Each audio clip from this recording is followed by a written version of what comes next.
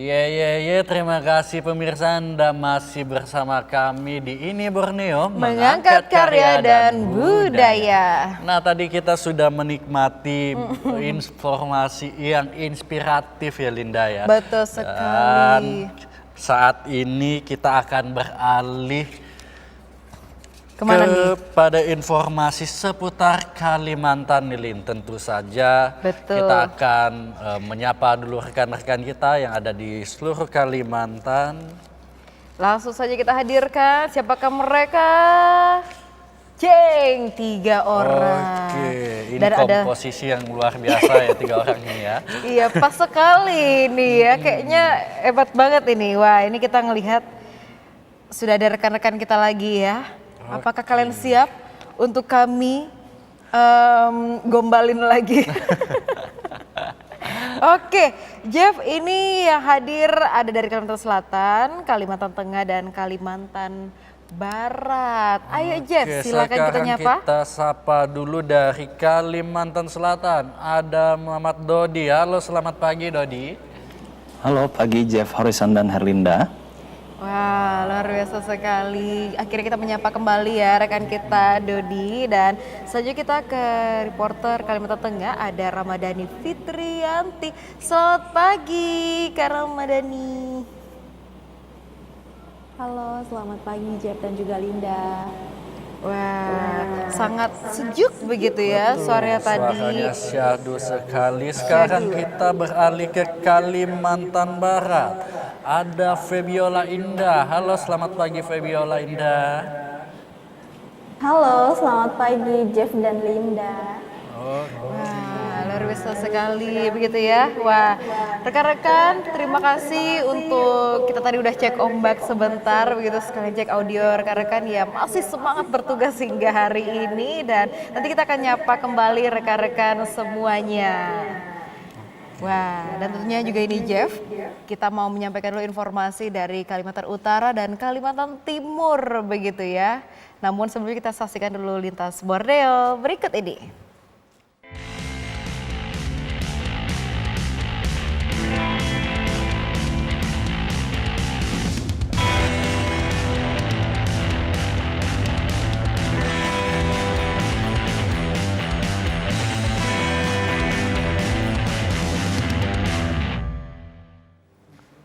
Baik pemirsa, kita langsung pada informasi yang pertama dari Kalimantan Utara, di mana Pemprov Kaltara menginisiasi program Sinergi Kaltara untuk mendorong UMKM lokal masuk ke rantai pasok industri besar.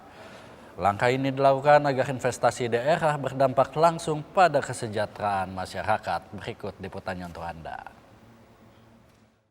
Salah satu rangkaian program Sinergi Kaltara diwujudkan melalui talk show dan temu bisnis terarah yang menjadi ruang bagi pengusaha UMKM untuk memahami kebutuhan industri sekaligus membuka peluang kemitraan. Dalam forum tersebut, pengusaha UMKM mendapatkan pemahaman mengenai berbagai persyaratan yang harus dipenuhi agar produk dan jasa lokal dapat terserap oleh industri berskala besar.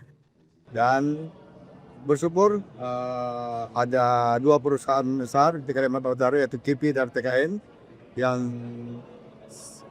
siap membantu menerima UMKM lokal masuk untuk melakukan usaha di wilayah kerja mereka. Forum ini juga menghadirkan perwakilan dari Kementerian UMKM dan Bank Indonesia untuk memfasilitasi pendampingan. Pengusaha UMKM diberikan edukasi mengenai standar teknis hingga legalitas usaha. Bank itu nggak tahu bagaimana UMKM itu, apakah dia sudah layak untuk diberikan. Di satu sisi, UMKM sendiri juga nggak tahu produk seperti apa, kebutuhan bank seperti apa yang diminta. Makanya adanya pelatihan kekatatan keuangan. Ya, nanti minggu depan insya Allah akan hadir di sini untuk diupayakan untuk bisa membantu UMKM sehingga bisa terlihat profilnya gitu, apakah dia sudah layak gitu ya, dan itu sangat memudahkan bank untuk melihat dan memberikan pembiayaan kepada UMKM. Dukungan serupa datang dari Kementerian UMKM yang mengapresiasi langkah konkret Pemprov Kaltara dalam memfasilitasi kemitraan bisnis. Keberhasilan transformasi ekonomi daerah dinilai bergantung pada seberapa besar investasi mampu menciptakan peluang bagi masyarakat lokal. Itu luar biasa ya. Jadi ini ada intervensi langsung kebijakan terhadap industri itu bisa menggendong lah. Jadi usaha mikro kita itu kalau misalkan tidak ada yang mengayomi nggak bisa. Ini harus ada yang menggendong. Ini dalam kebijakan pemerintah daerah secara langsung ini meningkatkan pendapatannya. Program Sinergi Kaltara diharapkan terus berlanjut ke tahap implementasi kontrak bisnis nyata. Dengan meningkatnya kualitas produk lokal, diharapkan kebutuhan industri di Kaltara tidak lagi bergantung pada pasokan dari luar daerah, sehingga perputaran ekonomi tetap terjaga di Kaltara. Tim Liputan TVRI Kalimantan Utara dari Tanjung Selor melaporkan. Ya pemirsa, informasi dari Sinergi Kaltara kita beralih ke makan bergizi gratis. Masih dari Kota Tanjung Selor. Pemirsa, bahwa program makan bergizi gratis atau MBG terus berjalan lancar dan dirasakan manfaatnya oleh para siswa di SMA Negeri 2 Tanjung Selor. Nah, kegiatan ini dinilai sangat membantu dalam memenuhi kebutuhan gizi harian serta menunjang konsentrasi belajar siswa di sekolah. Berikut informasinya untuk Anda. Pelaksanaan program makan bergizi gratis di SMA Negeri 2 Tanjung Selor menjangkau ratusan siswa dengan penyaluran makanan yang dikoordinasikan secara terstruktur melalui penanggung jawab tiap kelas. Pihak sekolah memastikan distribusi makanan bergizi berjalan tepat waktu dan tepat sasaran tanpa ada kendala berarti bagi siswa dari keluarga prasejahtera. MBG yang kita terima ini sangat membantu anak-anak kita ya, karena anak-anak kita itu mayoritas itu adalah dari menengah ke bawah ya, sehingga di sini sangat dibutuhkan. Kami berharap dengan adanya MBG prestasi anak-anak nanti juga bisa meningkat. Michelle Ardina, siswi kelas 11 mengatakan ikut merasakan dampak positif yang signifikan dari kehadiran program tersebut dalam kegiatan sehari-hari di sekolah dan lebih fokus belajar karena gizi sudah terpenuhi melalui program MBG. Untuk saya MBG ini cukup membantu ya Kak, soalnya kalau misalnya pagi-pagi juga saya kurang kayak persiapan gitu buat masak. Jadi kalau karena ada MBG ini, jadi untuk gizi saya juga terpenuhi. Dengan variasi menu yang berganti setiap hari dan cita rasa yang disukai siswa, program MBG diharapkan terus berlanjut guna mencetak generasi muda Kalimantan Utara yang sehat dan berprestasi. Tim Liputan TVRI Kalimantan Utara dari Tanjung Selor melaporkan. Aku lagi ya. Oke, baik pemirsa. Kita beralih ke informasi di Kalimantan Timur, di mana trafo milik PLN di Jalan SM Bayanudin, Kecamatan Sambalium meledak dan terbakar. Salah satu orang dilarikan ke rumah sakit lantaran mengalami luka bakar akibat tersengat aliran listrik. Berikut informasinya untuk Anda. Trafo milik PT PLN di Jalan SM Bayanudin, Kabupaten Berau, meledak dan terbakar. Ledakan pada trafo terjadi saat kondisi jalan dipadati kendaraan yang melintas pada pukul 21.30 waktu Indonesia Tengah. Warga sekitar kaget karena ledakan trafo terdengar cukup kuat, dengan api yang langsung berkobar. Setelah mendapat laporan, tim damkar langsung menuju lokasi kejadian.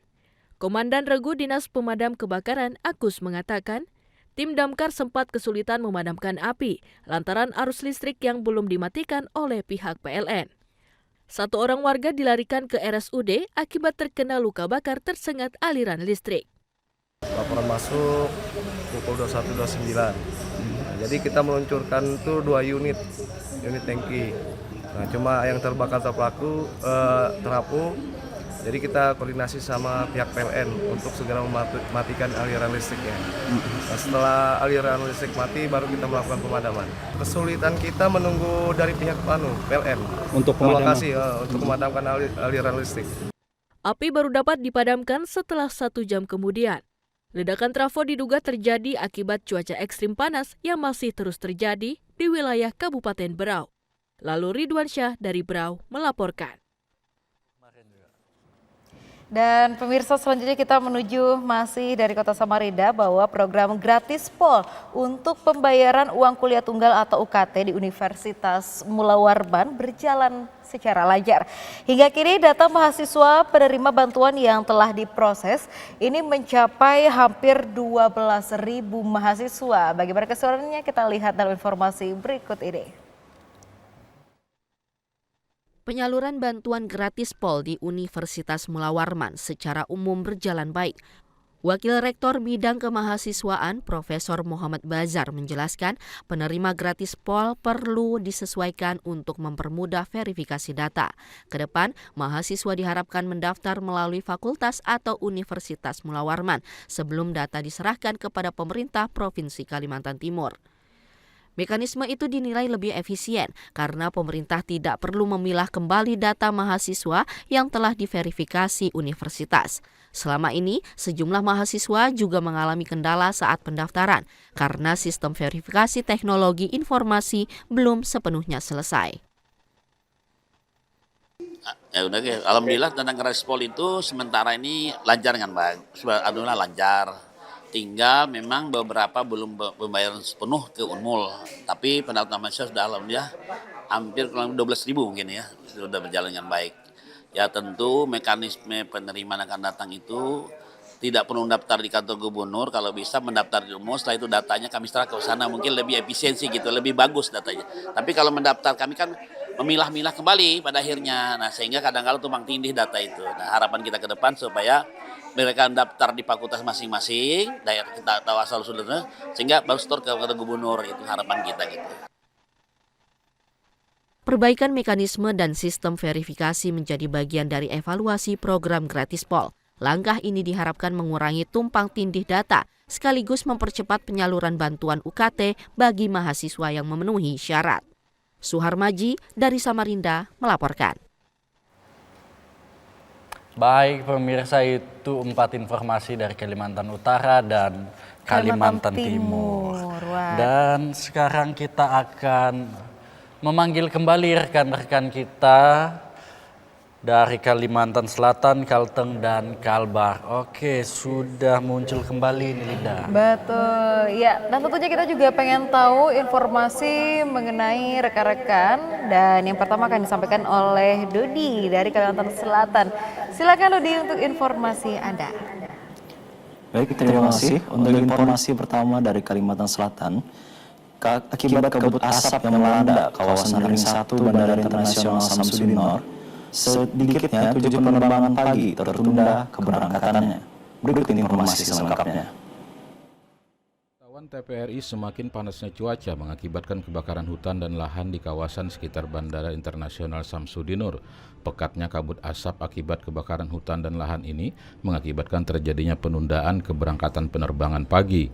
Beberapa penerbangan yang tertunda antara lain IU 639 jadwal keberangkatan pukul 6 WITA tujuan Jakarta, IW 1394 ETD jadwal keberangkatan 06.10 WITA tujuan Balikpapan, QG 483 ETD jadwal keberangkatan 06.10 WITA tujuan Jakarta, JT 543 ETD jadwal keberangkatan 06.50 WITA tujuan Semarang, GA 533 ETD jadwal keberangkatan 07 WITA tujuan Jakarta, dan JT 315 ETD jadwal keberangkatan 07.00 WITA tujuan Surabaya.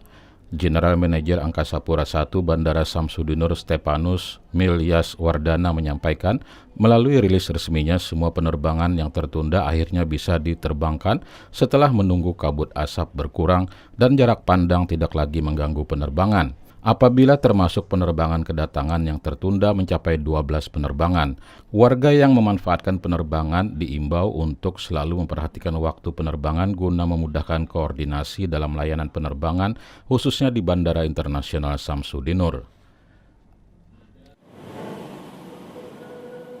Akibat kabut asap pekat, sejumlah sekolah di wilayah Sukamara, Landasan Gunung Utara, Banjarbaru menerapkan kebijakan untuk mengundurkan jam masuk sekolah. Kebijakan ini dilakukan untuk meminimalisir risiko siswa terdampak ISPA. Berikut informasi selengkapnya. Kabut asap pekat menyelimuti wilayah Sukamara Landasan Ulin Utara, Banjarbaru. Kondisi ini menyebabkan jarak pandang terbatas dan mengganggu aktivitas belajar mengajar di sekolah. Beberapa sekolah menerapkan kebijakan untuk memundurkan jam masuk sekolah. Menurut Kepala SD Negeri 1 Landasan Ulin Utara Banjarbaru, Widodo, akibat kabut asap pekat yang terjadi sejak Rabu pagi, pihaknya telah mengumumkan lebih lanjut terkait proses belajar mengajar kepada orang tua siswa. Untuk sementara jam masuk sekolah diundur menjadi jam 8.30 WITA hingga jam 9 WITA, menyesuaikan kondisi pekatnya kabut asap. Kebijakan ini dilakukan untuk meminimalisir resiko siswa terdampak ISPA. Sementara menurut salah satu siswa, Dea Maulida, dirinya merasa khawatir akan kesehatan mereka sebagai dampak kabut asap yang terjadi, khususnya bagi mereka yang memiliki penyakit saluran pernapasan. Dari sekolah memberi kebijakan yang biasa masuk jam 7.30 dimasukkan jam 8.30 dan melihat situasi asap, kalau nanti asap masih pekat kami undur lagi. Tapi tetap turun aja ya gitu ya Pak ya? Tetap turun.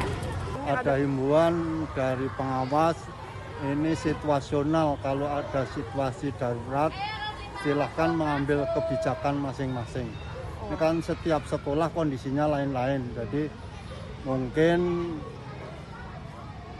kebijakannya lain-lain.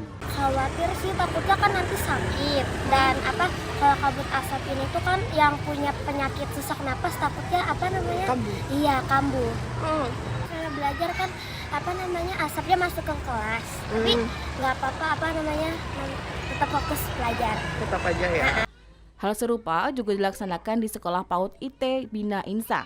Menurut salah seorang pengajar, Rofiah, informasi jam mundur masuk sekolah disampaikan melalui grup sinergi sekolah. Untuk sementara waktu jam belajar bersifat fleksibel dan tidak ditentukan pada jam tertentu, serta memberikan keringanan untuk siswa hadir ke sekolah. Kebijakan belajar tetap dilaksanakan dengan menyesuaikan kondisi udara dan kesehatan anak. Kami ada grup sinergi yang khusus untuk orang tua wali murid. Di situ kami memberitahukan bahwa hari ini karena sedang kabut asap tebal, maka dihimbau kepada orang tua murid agar anak-anak bisa belajar di rumah untuk sementara. Jadi nanti kalau sudah kabut asapnya tebal, anak-anak bisa turun ke sekolah. Tapi juga ada beberapa orang tua siswa yang mengizinkan anak-anak untuk hari ini belajar di rumah. Berarti mungkin ada yang... Kebijakan penundaan jam masuk sekolah telah dilaporkan pihak sekolah kepada pihak pengawas. Dan selanjutnya pihak sekolah diberikan kewenangan mengeluarkan kebijakan yang bersifat kondisional. Kebijakan ini diharapkan dapat memberikan pelindungan bagi siswa.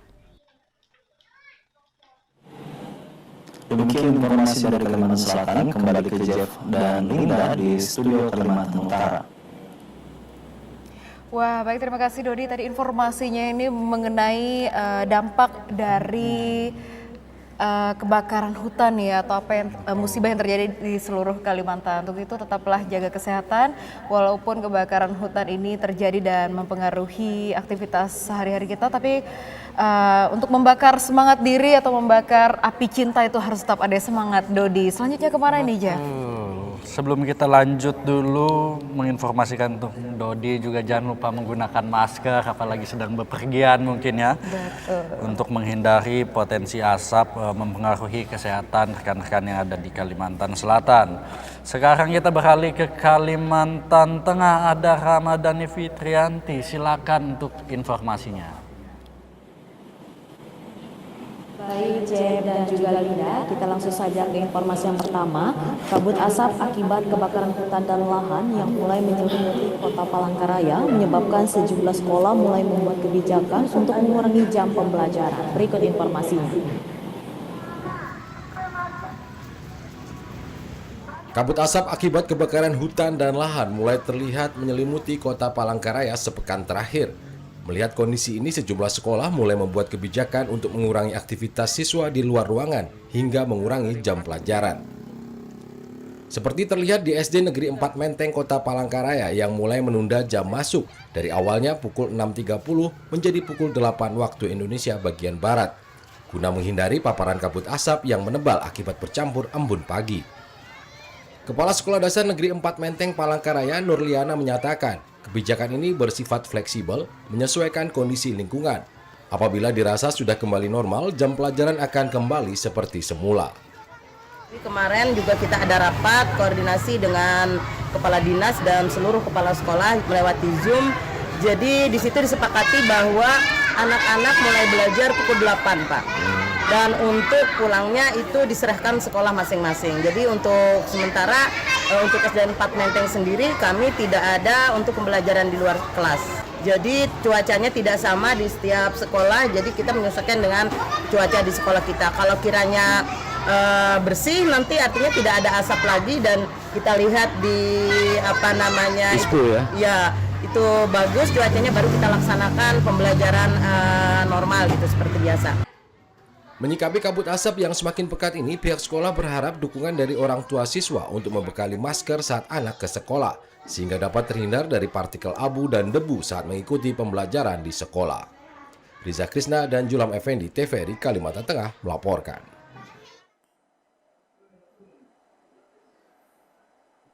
Penanganan karhutla di Kota Waringin Timur mulai berdampak pada kondisi fisik petugas. Para petugas mulai kelelahan lantaran harus berjibaku memadamkan api hingga 16 jam dalam sehari. Berikut informasinya. Petugas Satgas Karhutla Kota Waringin Timur mulai mengalami kelelahan. Hal ini lantaran beratnya kondisi lapangan yang harus mereka hadapi. Karhutla sering terjadi di beberapa tempat sekaligus, dalam waktu hampir bersamaan.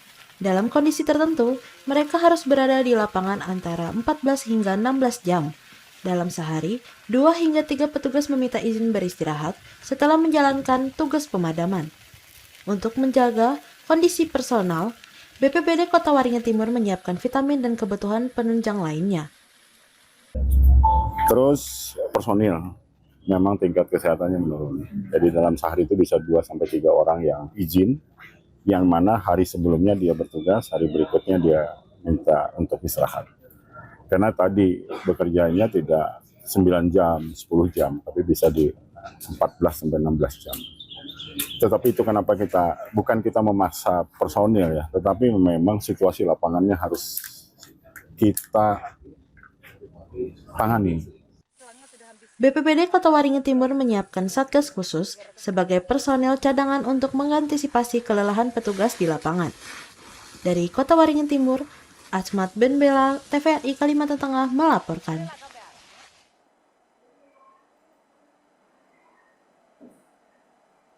Demikian 2 informasi dari Kalimantan Tengah, kembali ke Jeb dan Linda di Kalimantan Utara.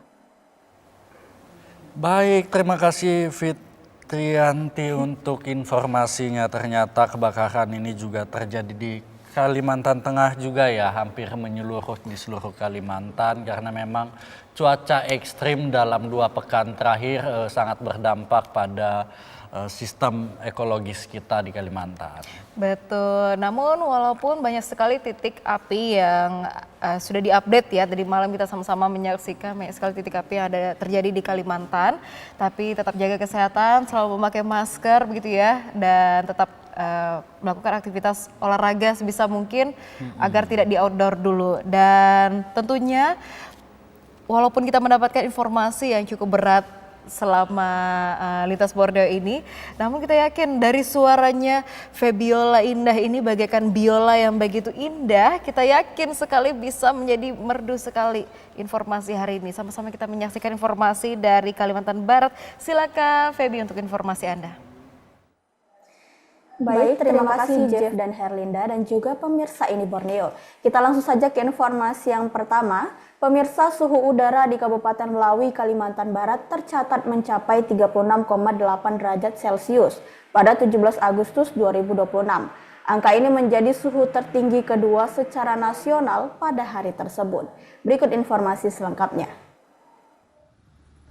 Peningkatan suhu tersebut terjadi seiring dengan minimnya tutupan awan dan curah hujan. Kondisi ini membuat radiasi matahari yang mencapai permukaan bumi lebih besar sehingga pemanasan di permukaan bumi meningkat dan memicu suhu udara yang lebih tinggi. Kepala Stasiun Meteorologi Nangapinoh Melawi Ridwan Nugraha mengatakan, Berdasarkan hasil observasi Statmed Malawi, suhu udara cenderung meningkat sejak memasuki bulan Agustus. Hingga saat ini tercatat 10 hari dengan suhu di atas 35 derajat Celcius, dengan 6 hari diantaranya mencapai lebih dari 35,3 derajat Celcius yang menjadi ambang batas suhu ekstrim. Ia mengatakan potensi suhu maksimum tinggi masih perlu diwaspadai dalam beberapa hari ke depan, khususnya ketika kondisi cerah dan tutupan awan minim pada siang hari. Suhu konsisten relatif meningkat sejak mulai memasuki bulan Agustus ini. Hingga hari ini terdapat 10 hari dengan suhu di atas 35 derajat Celcius dengan 6 hari diantaranya lebih dari 35,3 derajat Celcius. Sekaligus menempati posisi suhu tertinggi kedua se-Indonesia pada tanggal tersebut. Hari tanpa hujan dimulai dari tanggal 31 Juli 2026 hingga saat ini dengan total hari tanpa hujan sebanyak 18 hari. Kepala Stasiun Meteorologi Nangapino, Malawi, Ridwan Nugraha, mengimbau masyarakat untuk mewaspadai paparan langsung sinar matahari dan mencukupi kebutuhan cairan saat beraktivitas di luar ruangan, serta menghemat penggunaan air dan mengantisipasi potensi kekeringan. Dari Kabupaten Malawi, Tim Liputan TVRI Kalbar melaporkan. Kita beralih ke informasi selanjutnya, pemirsa. Jamaah dari berbagai kalangan dan usia memadati Jalan Gajah Mada, Pontianak untuk mengikuti sholawat kebangsaan Merah Putih dan Haul Habib Muhammad bin Abdullah Al-Mutahar ke-115 tahun. Sholawat kebangsaan tersebut bersama Habib Syekh bin Abdul Qadir Assegaf sekaligus menjadi momentum memperingati HUT ke-81 kemerdekaan Republik Indonesia. Berikut informasi selengkapnya. Para jemaah dari berbagai kalangan antusias mengikuti sholawat kebangsaan yang dipusatkan di Pasar Flamboyan, Jalan Gajah Mada, Pontianak. Gubernur Kalimantan Barat Ria Norsan mengajak masyarakat memperbanyak sholawat kepada Nabi Muhammad SAW, terutama di bulan Maulid, dengan harapan mendapat syafaat dari Rasulullah SAW. Gubernur Ria Norsan juga berharap melalui kegiatan haul dan sholawat kebangsaan ini, daerah ini mendapatkan rahmat serta hidayah dari Allah Subhanahu wa Ta'ala, serta senantiasa diberikan kebaikan serta kesejahteraan bagi seluruh masyarakat Kalimantan Barat. Banyak-banyaklah kita berselawat kepada Rasulullah SAW, Nabi besar Muhammad SAW, supaya kita mendapat syafaat dari beliau, dan insya Allah siapapun yang mendapat syafaat dari beliau akan dimasukkan di dalam surganya Allah. Panitia Ishak Ali Al-Mutahar mengatakan peringatan Haul Habib Muhammad bin Abdullah Al-Mutahar ke-115 tahun dirangkai dengan momentum kemerdekaan Republik Indonesia.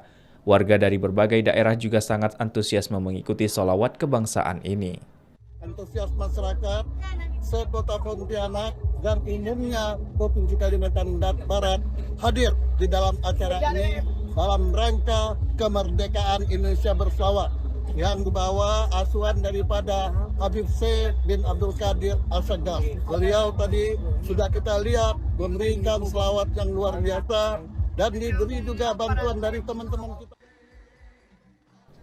Panitia Ishak Ali Al-Mutahar mengajak masyarakat menjadikan momentum kemerdekaan sebagai sarana memperkuat persatuan, menjaga martabat bangsa, dan bersama-sama mendukung kepemimpinan nasional. Dari Kota Pontianak, Maulidi Murni melaporkan. Demikian informasi dari Kalimantan Barat. Kembali ke Jeff dan Herlinda di studio Kalimantan Utara. Terima kasih Feby untuk informasinya. Begitu ya, dan juga nanti kita akan bertemu lagi dalam edisi ini Borneo berikutnya, dan tentunya tetap jaga kesehatan. Salam untuk teman-teman yang bertugas di sana. Sampai jumpa. Dan kembali lagi kepada kita, ini Jeff. Wah, ini sudah semakin siang. Ini kamu betul mau meregangkan pikiran nggak? Dan meregangkan pikiran kita kembali ya Linda ya. Mari kita nikmati penampilan dari Fadil dengan judul lagu Terserah.